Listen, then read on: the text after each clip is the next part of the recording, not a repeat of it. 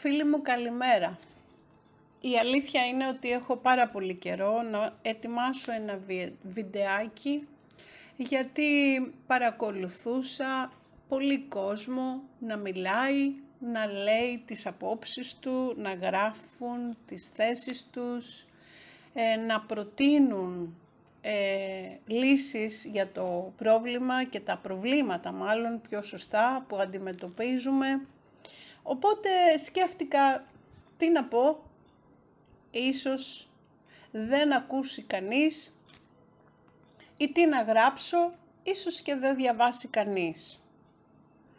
Όμως άλλαξα γνώμη και θεωρώ ότι ό,τι έχουμε μέσα στην καρδιά μας πρέπει να το μοιραζόμαστε. Ό,τι έχει βοηθήσει εμάς πρέπει να το μοιραζόμαστε. Και δεν μπορούμε κανείς από εμάς, νομίζω ότι δεν έχει το δικαίωμα να μένει κρυμμένος μέσα στη σπηλιά του. Χρειάζεται όλοι να βγούμε, να τολμήσουμε και να κοιτάξουμε το φως.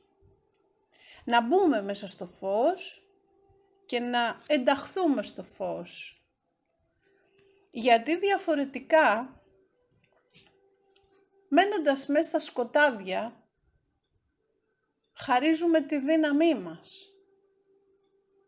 Και αυτός είναι ο λόγος που κάνω το σημερινό βιντεάκι και σκοπεύω να τα κάνω έτσι μικρά σε διάρκεια και να υπάρχει μία συνέχεια.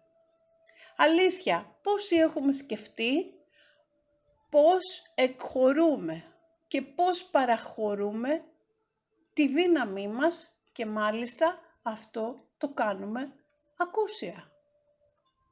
Το κάνουμε με τη θέλησή μας. Επειδή έχουμε μάθει με έναν τρόπο να αντιμετωπίζουμε τις καταστάσεις.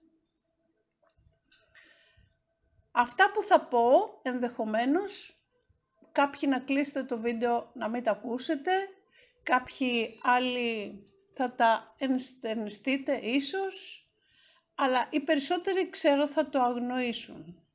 Όμως υπάρχει μία φράση που τη λέμε πάντα οι άνθρωποι που ασχολούμαστε με αυτό που λένε πνευματικότητα, προσωπική ανάπτυξη, πνευματική ανέλυξη και ένας να βοηθηθεί είναι όφελος. Άρα γνωρίζω αυτή τη στιγμή ότι μιλώ σε λίγους και ίσως σε με έναν να συνδέομαι αυτή τη στιγμή. Ξεκινάω λοιπόν να πω κάποιες απόψεις που ίσως όλες δεν είναι δικές μου, είναι από μελέτες βιβλίων, από ανθρώπους που έχουν κάνει έργο και εκτιμώ πολύ τους ανθρώπους που λένε αλλά κάνουν αυτά που λένε. Και εδώ μάλλον παρατηρούμε αυτούς που λένε και κάνουν αυτά που λένε, μάλλον άλλα λένε και άλλα κάνουν, αλλά στην πραγματικότητα τα μηνύματα μας τα περνούν. Εκείνοι λοιπόν έχουν αποφασίσει και έχουν ένα σκοπό και ακολουθούν τη γραμμή αυτού του σκοπού. Από την άλλη, εμείς θεωρούμε ότι ο πόλεμος με πόλεμο θα λυθεί. Όμως δεν λύνεται, συνεχίζεται και γιγαντώνεται. Πώς το κάνουμε? Στρέφουμε τα συναισθήματά μας ενάντια στο σύστημα, αλλά ενώ το κάνουμε αυτό, αδειάζουμε εμείς από την ενέργειά μας, στέλνοντας την όλη εκεί. Δηλαδή, στην πραγματικότητα, δωρίζοντας τη δύναμή μας. Το σύστημα και ό,τι το συνθέτει, το σύστημα, θα μιλήσουμε σε άλλα βίντεο γι' αυτό, τρέφεται από τα συναισθήματα των κατώτερων δονήσεων και συχνοτήτων. Τα συναισθήματα λοιπόν του φόβου, που γεννάει ο φόβος, γιατί ο φόβος είναι το κυρίαρχο συναίσθημα και όλα τα άλλα τα δημιουργεί ο φόβος, κυρίως το στρες που δημιουργεί μια ανισορροπία στον οργανισμό και φυσικά ασθένειες. Οι περισσότεροι άνθρωποι αυτή τη στιγμή δεν αισθάνονται καλά με την υγεία τους. Από την άλλη, δεν έχουν λύσεις να βοηθηθούν από το σύστημα υγείας και ήδη αυτό από μόνο του είναι μία διαδικασία υπέρ του συστήματος. Άρα, τι είναι η υποχρέωσή μας? Να φροντίσουμε τον εαυτό μας. Τι είναι η υποχρέωσή μας? Να φροντίσουμε την υγεία μας. Με πρόληψη, με το να ενημερωνόμαστε για τη διατροφή μας, για την άσκηση, τι μπορούμε να κάνουμε, πώς μπορούμε να βοηθήσουμε τους εαυτούς μας και έτσι να αισθανόμαστε ότι είμαστε και κυρίαρχοι του εαυτού μας. Γιατί έως τώρα αισθανόμαστε ότι μας κυριαρχούν κάποιοι άλλοι σε μας. Κάποιοι άλλοι αποφασίζουν για μας και χωρίς εμάς και το διαπιστώσαμε τα τελευταία 3 χρόνια. Το μάθημα ήρθε. Το μάθημα είναι αυτό που ήρθε σκληρά τα τελευταία 3 χρόνια και συνεχίζεται. Συνεχίζεται αυτό και συνεχίζουμε κι εμείς εγκλωβισμένοι μέσα σε αυτά τα συναισθήματα, μέσα από τις κατώτερες δονήσεις που μας δημιουργούν αυτά τα συναισθήματα και μέσα από την κατάθλιψη. Γιατί η κατάθλιψη το ξέρουμε όλοι ότι έχει αυξηθεί, έχουν αυξηθεί τα αντικαταθλιπτικά. Μελέτες έχουν δείξει ότι η Ελλάδα δυστυχώς βρίσκεται σε μια πολύ δυσάρεστη θέση. Και τι γίνεται όταν αισθάνομαι θυμό? Ο θυμός που δεν θα εκτονωθεί, που βρίσκει τοίχο, τι γίνεται? Μετατρέπεται σε εσωτερική φυλακή και σε κατάθλιψη.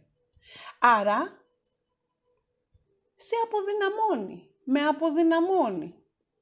Και πάλι το ίδιο αποτέλεσμα δεν έχουμε εδώ, την αποδυνάμωσή σου. Όταν είσαι αποδυναμωμένος, αδύναμος, ανίσχυρος, είσαι και εύκολος σε οποιαδήποτε μορφή χειραγώγησης. Έτσι ακολουθεί η υποταγή σου. Αντί λοιπόν να σπαταλάμε τόση ενέργεια, να πολεμάμε το κακό, είναι τελείως άσκοπο αυτό, όπως ήδη εξήγησα. Ας δοκιμάσουμε κάτι διαφορετικό. Να δυναμώσουμε λοιπόν το καλό. Πάρτε ο καθένας κάθε άσχημη και επιθετική σκέψη και με καταστροφικά προσγνωστικά και θα γίνει αυτό και με τις προφητείες και θα γίνει το άλλο και ας προσπαθήσουμε όλοι μαζί να τα μετατρέψουμε σε θετικές εικόνες. Εχθές έγραψα ότι ανεβάζουμε συνεχώς τον τοίχο του Facebook και σε άλλα μέσα δικτύωσης εικόνες άσχημες. Παντού φλόγες, παντού φωτιές, παντού πυρκαγιές. Ίσως δεν πρέπει αυτό να το σκεφτούμε και να μας προβληματίσει. Γιατί υπάρχουν και θεωρίες που λένε ότι ναι, ό,τι δημιουργεί σε εικόνα το αναπαράγεις. Και η εικόνα δημιουργεί σκέψη και η σκέψη πάλι το αναπαράγει. Μήπως συμμετέχουμε και εμείς σε αυτό το κακό? Αντί λοιπόν να κάνουμε αυτό, μπορούμε να αγκαλιάσουμε τον πλανήτη δημιουργώντας μόνοι μας ωραίες εικόνες που να δείχνει την αγάπη μας, την καθαρότητα και την εξυγίανση του πλανήτη. Και δεν ξέρω τότε, αν το κάνουμε όλοι ή τουλάχιστον οι περισσότεροι, πόση δύναμη θα έχει το σύστημα, το όποιο σύστημα, γιατί δεν περιορίζεται στη χώρα μας. Ξέρουμε όλοι ότι και αυτή εδώ πιόνια ενός πιο ισχυρού συστήματος είναι. Όποιος λοιπόν δεν έχει καταλάβει ότι αυτή τη στιγμή τα πράγματα είναι σοβαρά, και συνεχίζει να μένει άπραγος, να κλαίγεται, να θυμώνει, να ανέχεται, να δικαιολογεί.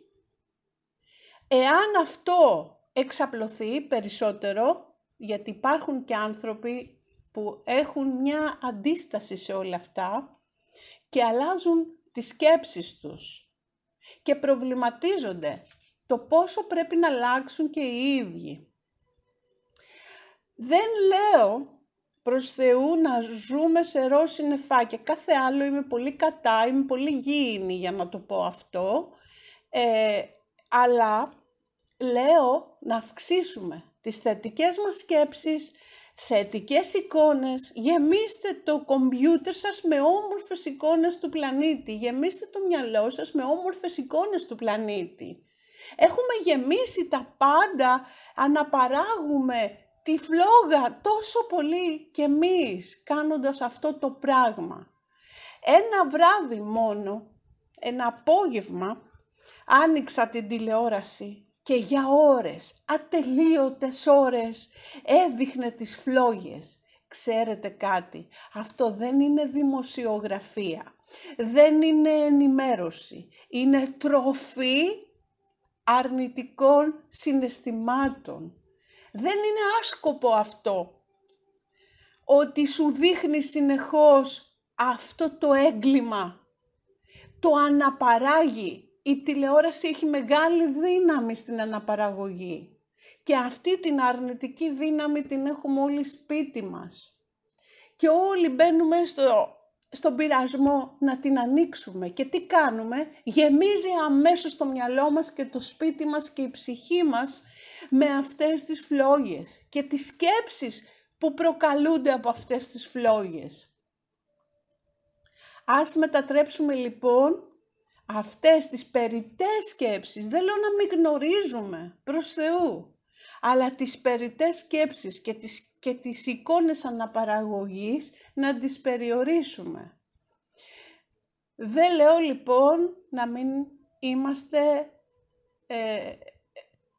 προς Θεού, να μην είμαστε γήινοι. Δεν λέω να αγνοούμε την πραγματικότητα. Σαφώς τη γνωρίζουμε. Για να αντιμετωπίσω κάτι χρειάζεται να το γνωρίζω. Χρειάζεται στρατηγική. Χρειάζεται τεχνική.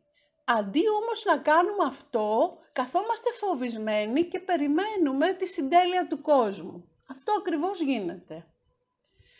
Με όσο κόσμο μιλάω και κάποιοι άνθρωποι είναι όντως το ροζ συννεφάκι τους και δεν ξέρω, μήπως είναι και πολύ καλύτερο κάποιοι να είναι στο ροζ συννεφάκι τους και να μπουν σε μια δράση άλλου είδους άνθρωποι που έχουν αντιληφθεί ακριβώς τι πρέπει να κάνουν. Η Μπάρμπαρα Μιρσίνιακ στο βιβλίο της «Οι κομιστές της Αυγής» που το έγραψε το 1992 αναφέρεται και εκείνη στην τροφή από τα συναισθήματά μας, τα αρνητικά, σε εκείνα τα πλάσματα που μας ελέγχουν και κάνουν οτιδήποτε για το κακό μας. Δεν είναι για αυτούς κακό αυτό που κάνουν. Αυτό που κάνουν θεωρούν ότι είναι σωστό. Έτσι αναφέρει η Μπάρμπαρα. Για αυτούς είναι σωστό. Και ένας τρόπος για να τρέφονται είναι να το δημιουργούν, να το δυναμώνουν, να το κάνουν πιο ισχυρό και συνεχόμενο για να έχουν συναισθηματική τροφή. Όταν πάψει λοιπόν ο άνθρωπος να φοβάται, τότε δεν θα έχουν τίποτε να τρέφονται. Δεν είναι καθόλου τυχαίο όταν στα μέσα παρακολουθώ να γίνονται αναφορές, όλοι θα το έχετε προσέξει, σε βαθμό άκρως προκλητικό. Δηλαδή για τους πιο ευφυείς, το πρώτο πράγμα που τους συμβαίνει είναι να θυμώσουν, γιατί καταλαβαίνουν την εξαπάτηση με τόσο θράσος και νιώθουν αγανάκτηση και αμέσως, τι είπαμε, αδυναμία. Τώρα κάποιους άλλους πιο αφελείς, εκείνες οι ανακοινώσεις που γίνονται και κάποιους τους εξοργίζουν, κάποιους άλλους τους εξαπατούν. Δυστυχώς χρησιμοποιούνται επιμελώς όλα τα ψυχολογικά τεχνάσματα εις βάρος των ανθρώπων. Κάτι που δεν θα συνέβαινε βέβαια, γιατί δεν θα ήμασταν εύκολη λία σε όλα αυτά, αν οι άνθρωποι είχαν την ανάλογη παιδεία. Και εννοώ την πνευματικότητα και όχι απαραίτητα αυτό να το εκλάβει κάποιος ως την εναπόθεση των προβλημάτων μας στο Θεό μονίμως. Αλλά χωρίς να αγνοώ τη δύναμη του Θεού, προτιμώ να την σέβομαι και αντί να του ζητώ συνεχώς, να αξιοποιώ τα δώρα που με έχει πρικήσει. Για να το κάνω αυτό πρέπει να τα ψάξω, να ξέρω με τι χαρίσματα με έχει στείλει εδώ κάτω, με ποιο σκοπό με έχει στείλει εδώ κάτω. Έτσι λοιπόν επιλέγω το Συν Αθηνά και Χειρακίνη. Και δοκιμάζοντας να αλλάζω τους τρόπους που προσπαθώ, αν δεν έχω βρει με αυτούς, δεν έχω δει ανάλογα αποτελέσματα. Όταν δεν αλλάζουν τα πράγματα γύρω σου, αλλάζεις εσύ. Αυτό το είχα διαβάσει πριν 20 χρόνια σε βιβλία της αγαπημένης μου Louise Hay. Ήταν μια συγγραφέας αγαπημένη εκατομμυρίων ανθρώπων και δική μου. Πραγματικά ήταν το δώρο που πήρα από το σύμπαν, το πρώτο της βιβλίο. Μπορεί ένα βιβλίο να σου αλλάξει τη ζωή, αλλά δεν μπορεί να στην αλλάξει αν δεν κάνεις κάτι κι εσύ.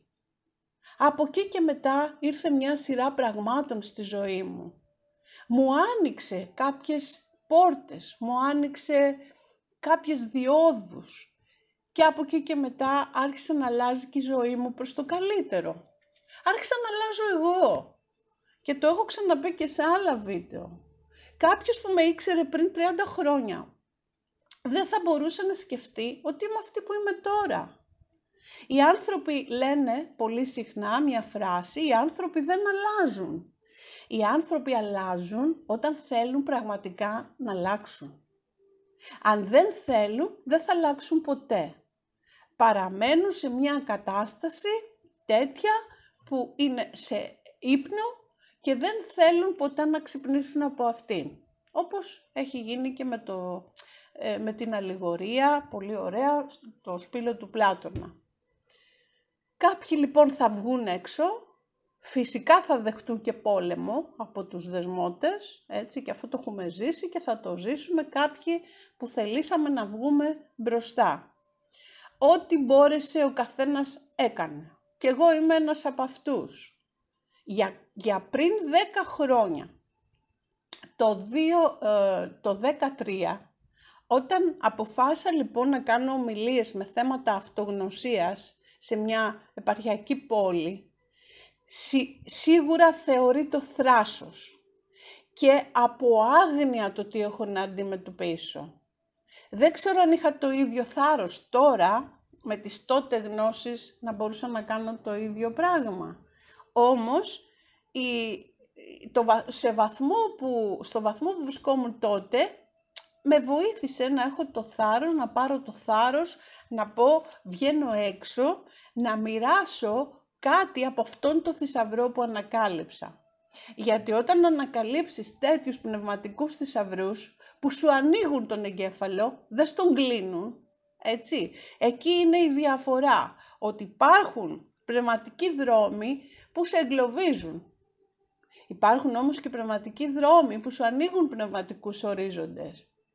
Και εκεί πραγματικά αρχίζεις να γνωρίζεις τον εαυτό σου και να θέλεις να γίνεσαι καλύτερος, αλλά θέλεις να είναι και καλύτερη ζωή των ανθρώπων που είναι γύρω σου, που γνωρίζεις. Κάνεις τα πάντα για να βοηθάς. Αυτό δεν αλλάζει. Είναι κάποιος πυρήνας που τον έχεις μέσα σου. Θέλεις να βοηθήσεις.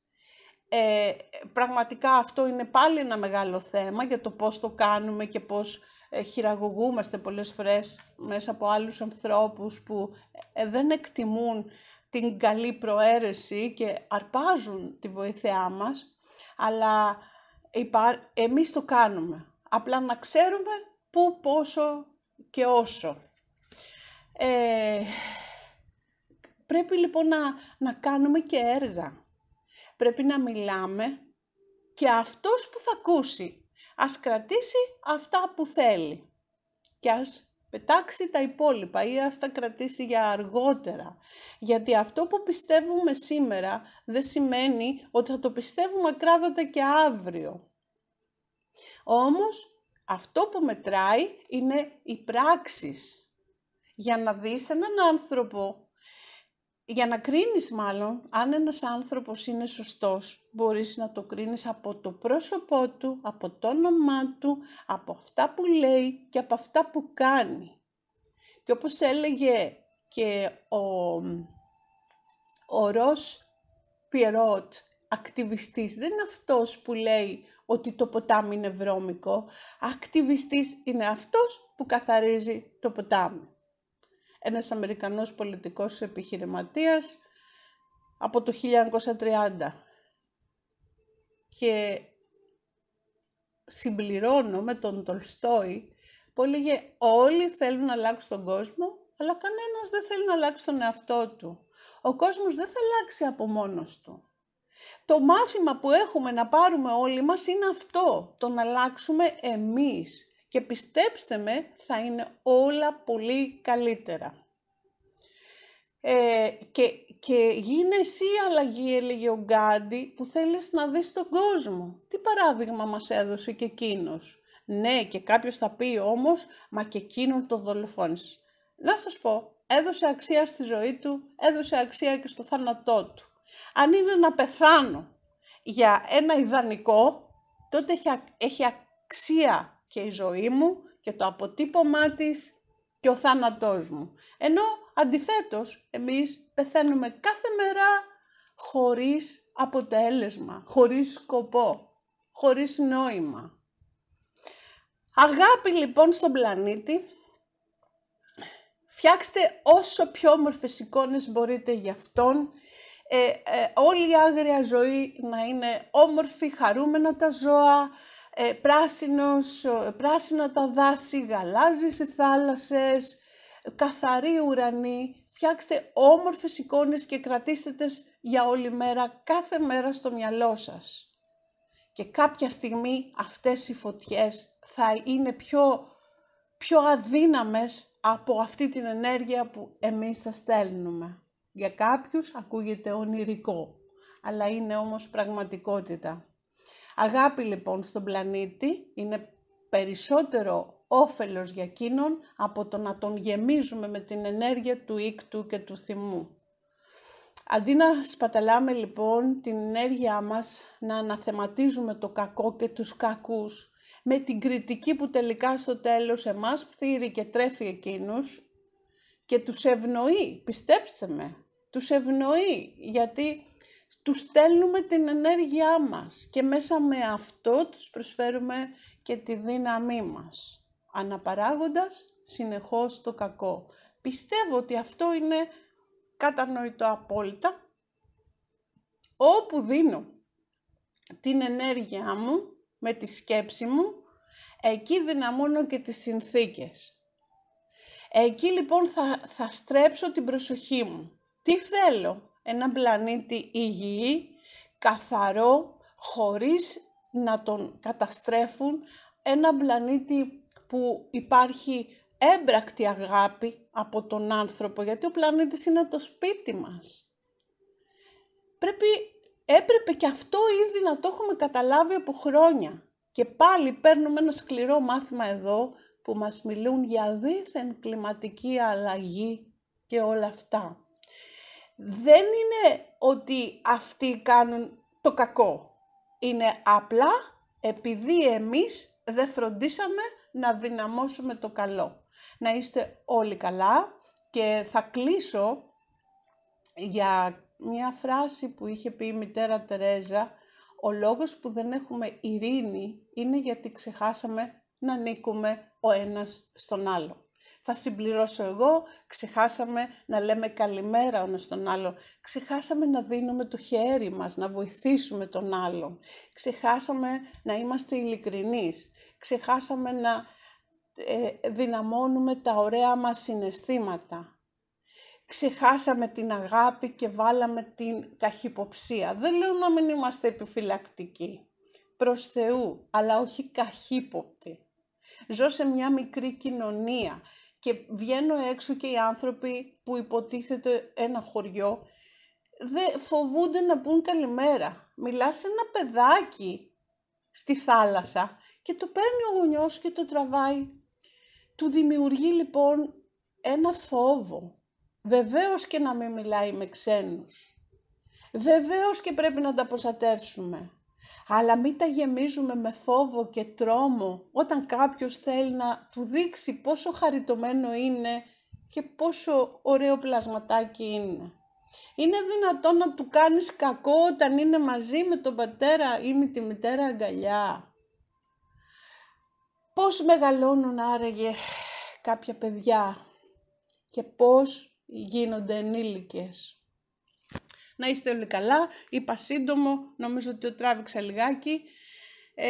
Θα ετοιμάσω κι άλλα για τις επόμενες ημέρες, ελπίζοντας να καταφέρουμε να δώσουμε την εστίασή μας σε έναν υγιή πλανήτη. Με ειρήνη, με αγάπη, με πράσινο, με γαλάζιο και χωρίς τίποτα να τον βλάπτει. Είναι το σπίτι μας. Αυτό είναι το σπίτι μας. Και όχι αυτό που μένουμε και κοιμόμαστε.